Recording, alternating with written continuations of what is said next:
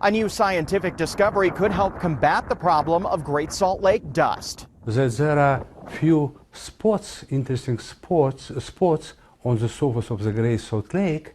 I'm Ben Winslow at Farmington Bay. University of Utah scientists have been researching a freshwater aquifer near here that could be a potential solution to the area's Great Salt Lake dust problems. Beautiful. This is a wonderful resource the state has.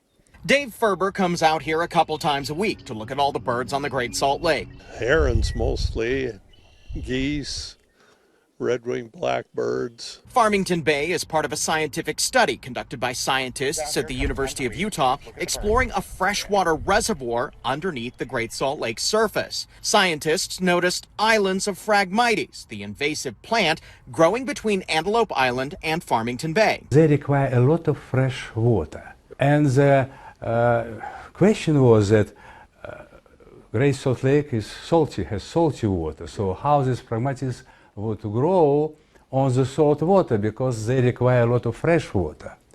But there were a few spots here and there, like small islands. Professor Michael Zhdanov says they used helicopters and special equipment to send electromagnetic pulses into the ground. You can use this technology to see through the surface of the salt lake, through the salted water of the salt lake, to see inside and see if there is fresh water there. They found it, but it's still unclear how big it is. But this could be a big help to reducing the toxic dust that blows off the exposed lake bed into nearby communities. This, we believe, one of the most important and first-hand application of this.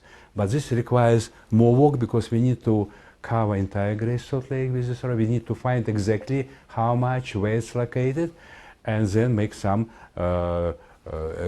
educated decision where to drill and how to use. The University of Utah's research could also help other regions of the world looking for new sources of water. Dave Ferber says it sounds interesting. It'd be better if we could get some more water in the lake. That'd be the best thing. Now, the U of U is seeking more funding to expand its research to cover a much larger part of the Great Salt Lake. At Farmington Bay, Ben Winslow, Fox 13 News, Utah.